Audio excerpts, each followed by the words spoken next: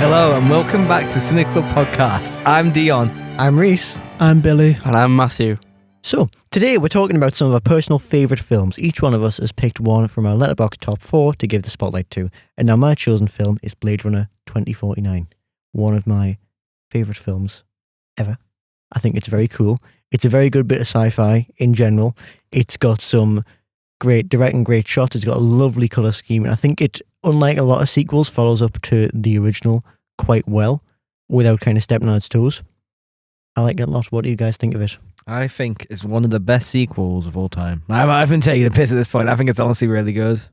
Yeah, it's good, but I think it pales massively in comparison to the original. I don't think it even comes close. Oh, controversial. Okay. I don't. Why Is it? so? Is that controversial? I think it's very controversial. I mean, it's controversial now because like people just loved it. What's he called? Denis Villeneuve. Everyone just loved to kiss up to him, and like it's got a higher rating on. Like, I don't agree. The original's just got so much more flair and style. And Harrison Ford's brilliant, and it's grimy, it's dirty. It's got more life to it, I think. Yeah, it's so cool.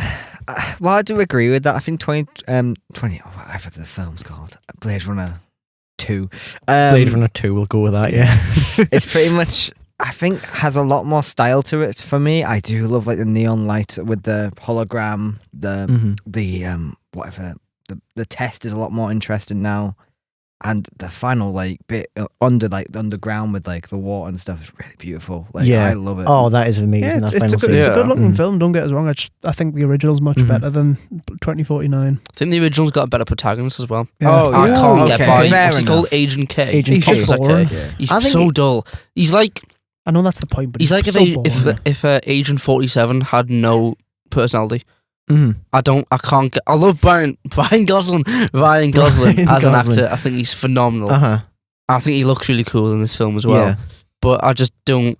He's nowhere near as intriguing as Harrison Ford is as Deckard. In the first one.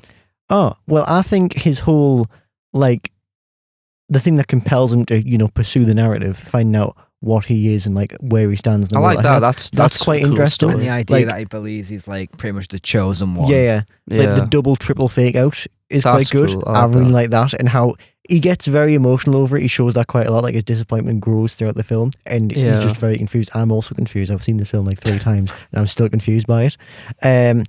Final shot is lovely. Obviously bleeding out in the snow, whatever. He's not even bleeding. He's fine. He's just knackered. He just dies, I think. He just dies in the snow. That's very good. Spoilers, everyone. Sorry about that, but yes, it's a great. A little bit too little, too late there. Rhys. I know. It's been 10 years, so it's fine. Exactly. It's at one point everyone's got to see that film. I do agree with what you say though, but it does remove some of the life from the streets of the world, but it does expand it quite a lot vertically, I think. There's this weird desert area. Well, it's a lot more like modern sensibilities towards sci-fi rather than what I prefer, which is obviously the 80s techno grunge, dystopian aesthetic of the original. I prefer that much more than what they went for. I've been saying repeatedly, I like the visual style of 2049. It's a really good looking film, but I just prefer the way the original looks. Yeah, I do see what I mean. It's like it's taken Blade Runner, which was, the cyberpunk film, and cyberpunkified it a bit more to what our like modern sensibilities are, with all the big glowing big glowing statues, big glowing ads, and more neon, less. Because I think Blade Runner's like ads in that were quite monotone. They weren't very poppy. They were kind of in your face at times, but they weren't like. I remember the bit where he's in the Chinese restaurant towards like the middle point of the film, or the bit. You can see like a Coca-Cola advertisement there. It was more the occasional neon sign and less glowing pink Ana de Armas, Yeah. I like her character as well. I think she's quite cool as an expansion on the. It's a cool character, but I don't think she can act. I think she acts really well in this. Like she's very much in this where she's meant to be a robot. Yeah. And then she carried that character over to every film she's done since. She was alright in James Bond. I thought she was cool. Yeah, she was in Ballerina too. I've not seen Ballerina yet. Seen that. But yeah, everything about the film works. It's just I prefer the original. I still think the thing is with these two films, 2049 is still really good. Yeah. I do love it. I think it's amazing. But I think that's also says something, about how good the first Blade Runner is. Yeah. If 2049 is, I think it's brilliant. but I still think Blade Runner, the original one, is better.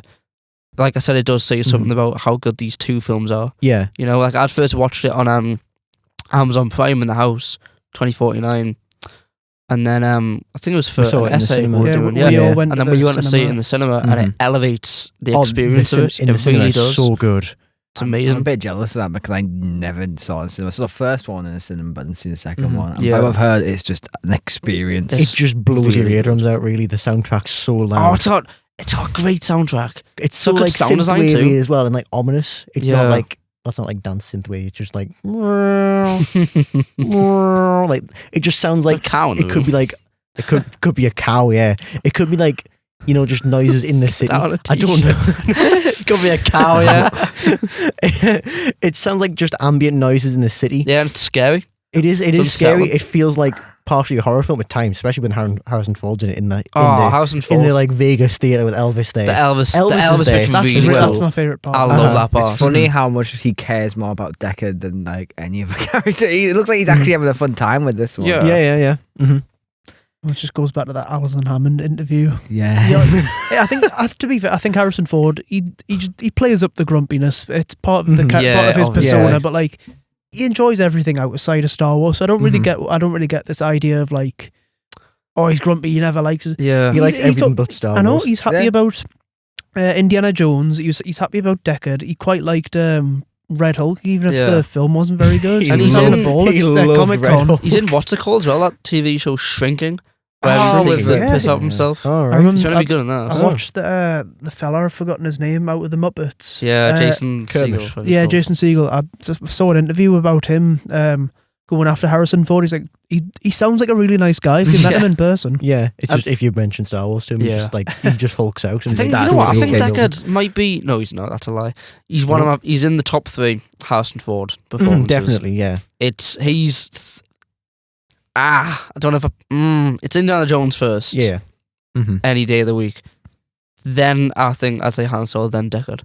I don't like how 2049's just another film where Harrison Ford's is in a legacy sequel, playing a deadbeat dad. Yeah. Because he's a deadbeat dad in Star Wars.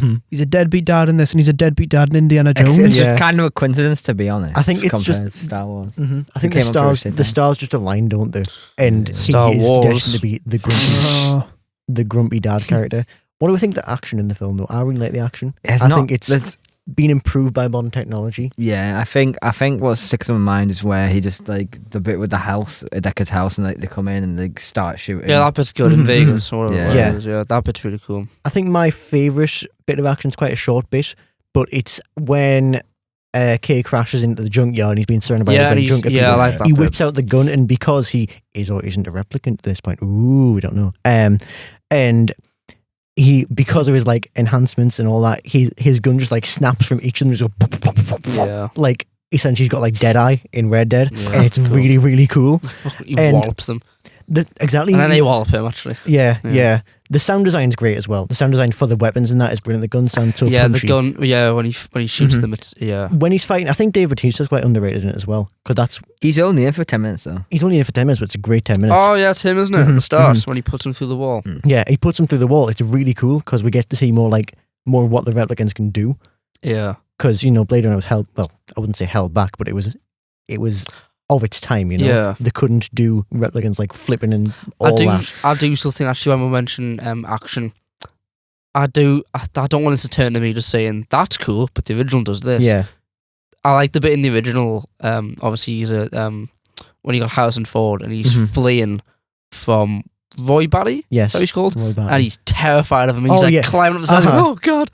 Like, he's supposed to be a cop, he's supposed to be a hero, he's supposed to be like some dude who knows how to handle these guys, but he gets through it by the skin of his teeth really every single time. And then they throw that, they sort of flip that around in 2049 when you get to put it through a wall, but then he ends up beating him up. Yeah. I do like him. It's a really cool opening scene. I do have one little hot take. I don't know if it's a really hot take, but I think the music in the film's way weaker than the first one, to think about it. Ooh. Nah, I agree. I think they reuse a lot of the score from the first one, but its own score is very much, it's kind of I think it's all done by Hans Zimmer too, compared to Vergel's doing the first one, which was just a beautiful soundtrack. It just really sucks because I love the soundtrack in the first one. The second one just kind of weakens on. I wouldn't say. I still think it's quite good, but I still think it helps with the world. Yeah, the world building. I think it adds to it. Yeah, it's really cool. I quite like it. Exactly. Right, so next up is my choice, which is a film that I watched a few months ago, and I'm hooked on it. And I've been trying to get everyone else to watch it. It's called With Null and I. So, what do you all think? And I'll tell you why you're right or wrong. It's pretty stylish. It's a good, nice, stylish film. I don't really have any problems with it. I think I've never really seen Richard E. Grant in much. The last thing I remember seeing him in was Argyle. He's only in it for like a minute. He's only in it for a minute, but that's the last thing I remember seeing him in.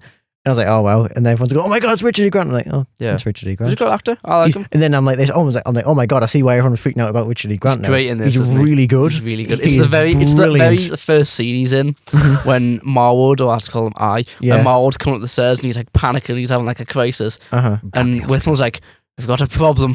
We're out of wine. At that point, I was like, oh, I love him. He's great. Like, as soon as I saw him, I was like, he's cool. He's cool. He's cool. He's a complete bum, but he's cool. Yeah. Like, that's his whole thing. That's his whole vibe. Yeah. I really like that. Yeah, he's just jealous, isn't he? He's jealous. You've had an audition. Yeah.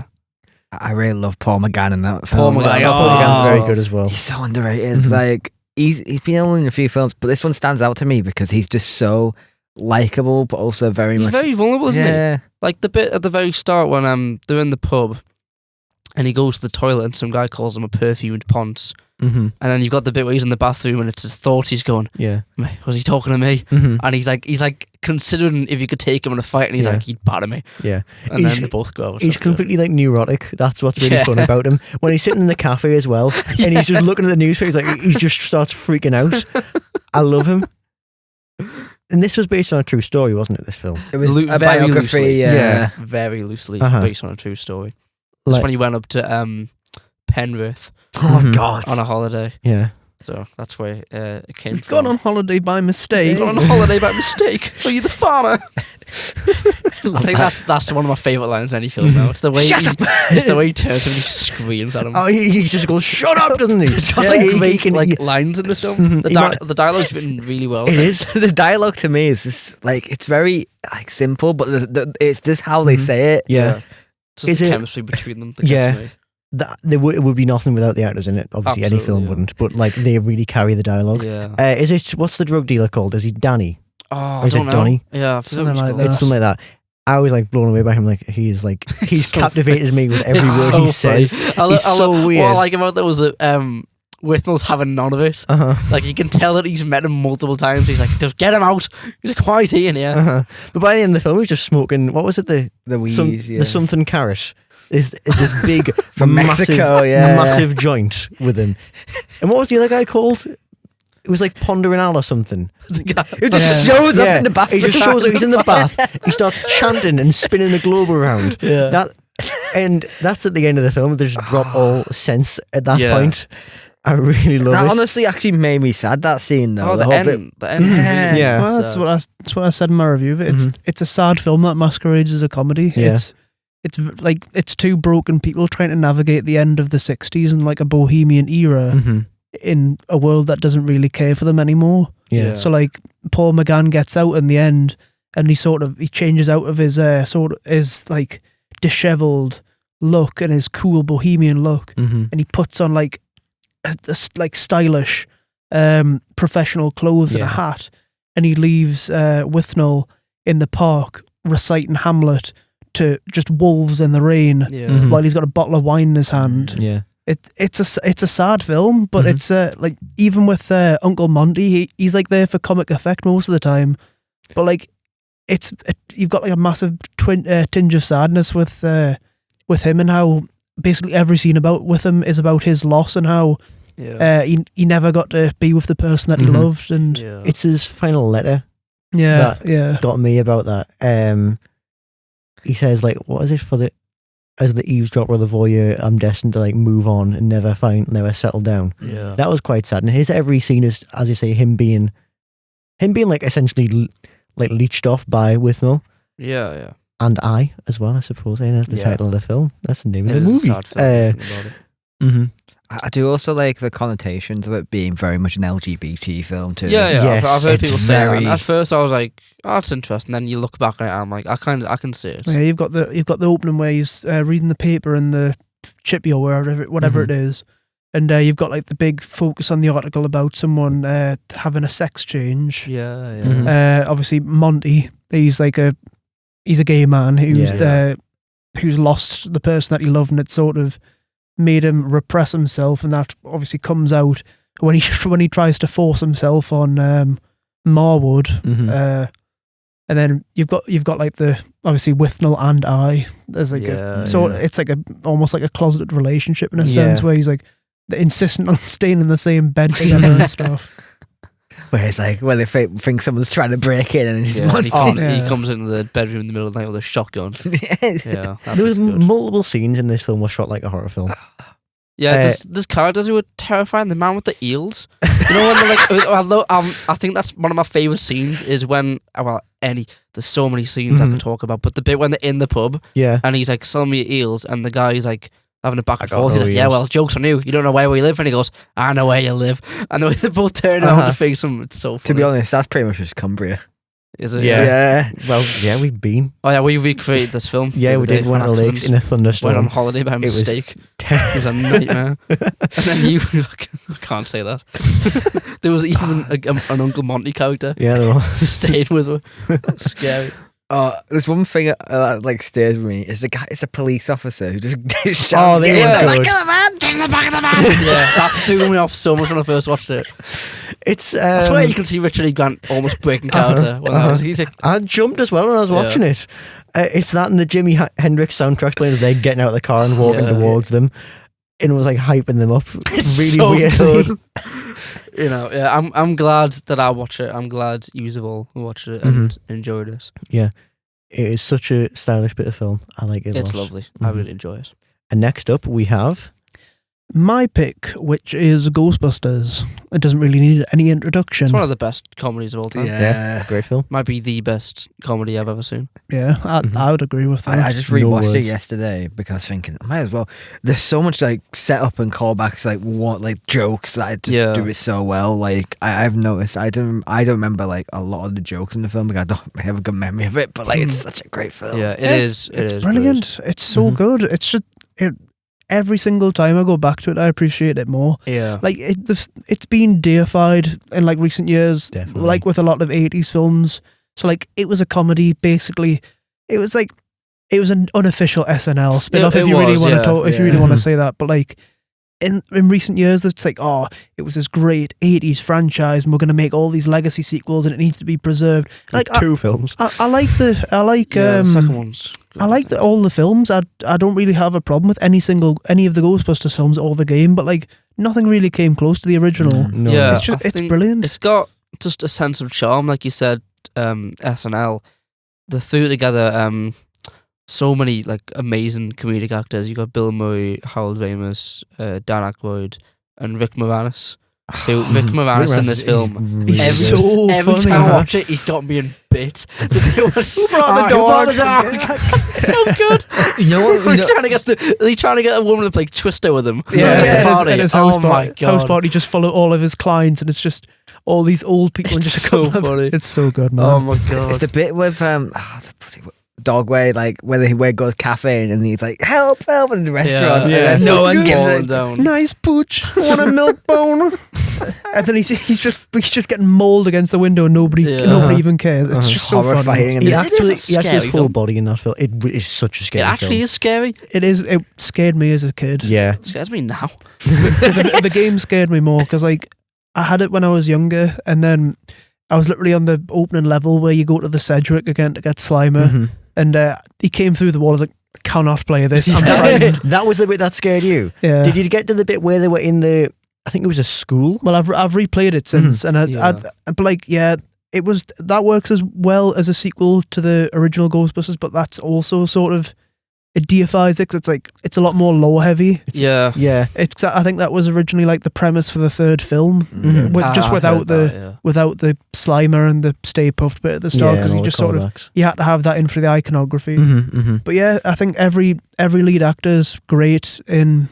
obviously we've talked about Rick Moranis, but the Ghostbusters themselves, they're great. Sigourney Weaver as Dana. It's a really interesting change from Ripley, which is what I've seen her in. I think you mentioned the Ghostbusters themselves. Ernie Hudson has got what is my favourite comedic line of all time in this film. I have seen shit that will turn you white. It's so just funny. It's everyone's face in that bit as well, and the mayor's looking at me like, what's going on? It's so funny. I can see Connell's in the control room. Yeah, he knows. It's not that bit which makes me laugh. It's a bit where they're talking about God, and it's like, well, I've got like when it's like talking about God and how like if God exists and stuff. So it is. Yeah, I think the second one is also quite good. Yeah, it's better, but it's really I can watch both of them overhated and enjoy both of them just as much. I didn't know people hated the second one. Yeah, people Loads don't like the second one. I think the issue with the second one is it does stuff very similar, but I don't know. It's still dead funny. I think the bit in the courtroom when Rick Moranis, he's like, they turned me into a dog, and sorry, I got turned into a dog, and they helped me. Thank you. It's just still funny. It's funny, and then you've got the Scolari brothers. You've got the walking Statue of Liberty while everyone's dancing. You've got here's Vigo. It's great, and like I think even Afterlife and Frozen Empire to an extent, they're not very funny, but they're still entertaining films. I didn't enjoy Afterlife as much. I loved Afterlife. Okay. I think it was fine. I liked the end. I kind of liked the end. Frozen Empire was a bit. Did they bring the original ones back in Frozen Empire as well? Yeah, but they're it's not just for a massive roles, bit. but going back to the original, it's great. I love it. It's basically had a permanent place in my Letterboxd top 4 since I got the app, and it's probably going to stay there for a lot longer. So there's people out there who haven't seen Ghostbusters. Oh no, that's crazy. That's crazy. It's one of those films that you see. It's good to see as a kid because it's like scary but not actual horror. So if you're a kid and you see it and you say like, "Oh my god, the ghost," you do get scared by it. Yeah. But then you've got the funny men, and there's the funny men to calm you down. Exactly. It's perfect. It's just like childhood. That's the thing with my Letterboxd top 4. It's aside from a couple of them, it's all like childhood films that have just never left me, and Ghostbusters is one of them. Yeah. I'd go as far as to call it a masterpiece. I agree.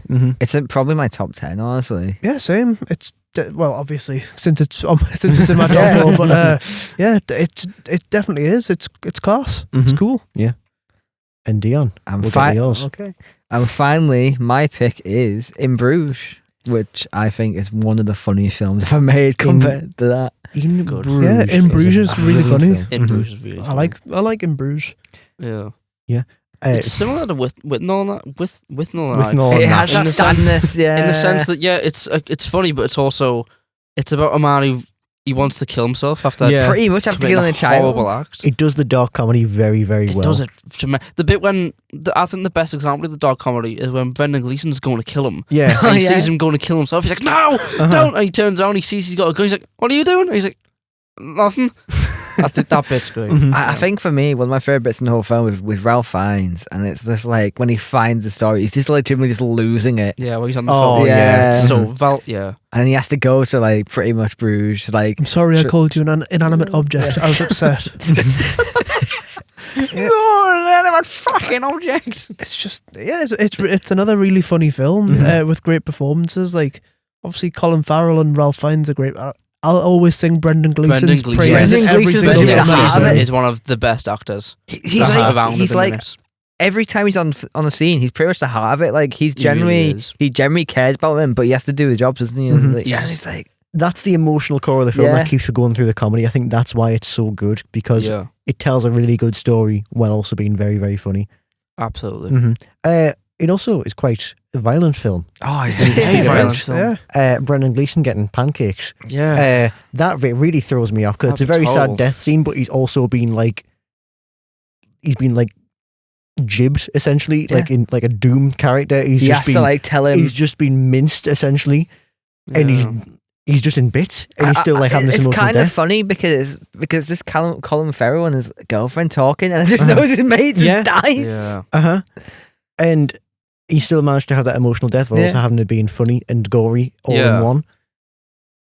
Yeah, and obviously Ralph Fiennes, very interesting. He's great. Character. He's so funny. Mm-hmm. The bit when he meets Brendan Gleeson's character. He's called Harry? Yes. No. No? I don't know what he's called. I was just But when saying he meets Brendan Gleeson's character and they're having the back and forth, and he's like, I'm going to kill him. And he, he's like trying to convince him. And for a bit, it seems like he's getting through to him. Yeah.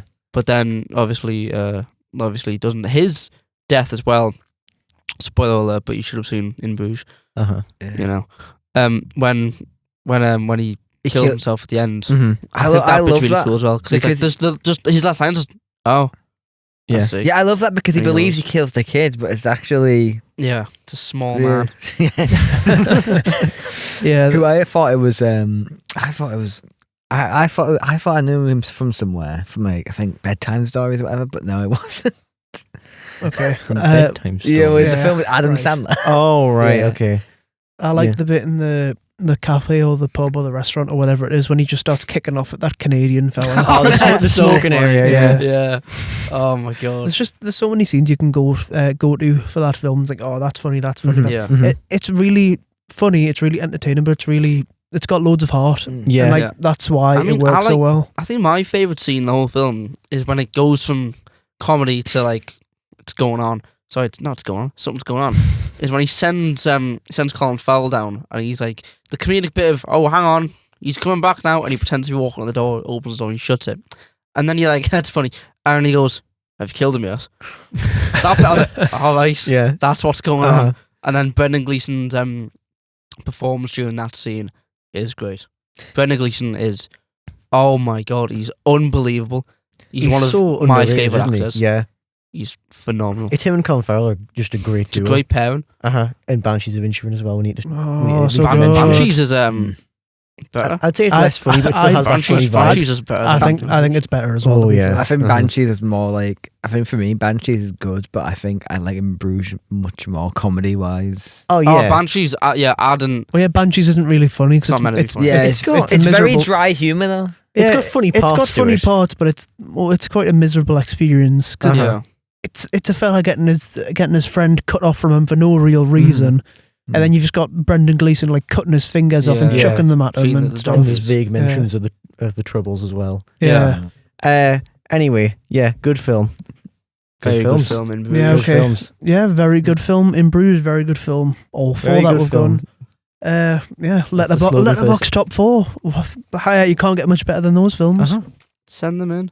Yeah, send them in. Send yours in. Get in contact with you. them. You at home. Well, just dish yours if you have like Adam Sandler. I won't. Give us some Blu-rays, please, so we can watch them. That was so sad. Okay, I think that's all the personal biases we have time for today. And now we pose a question to you. What's your favourite film? Get in touch with us at cineclub.podcast@sparksunderland.com. And make sure to check out our socials at the CineClub Podcast _Spark on Instagram, at the .cineclub.podcast on TikTok, or the CineClub Podcast on Facebook. They're all good ways to keep up to date on the latest podcast developments. As always, this episode was recorded and produced by us, the Sunderland University students, as well as being edited by Emily Main. A special thanks to Steve Cannon, Barbara Sadler, and Richard Berry.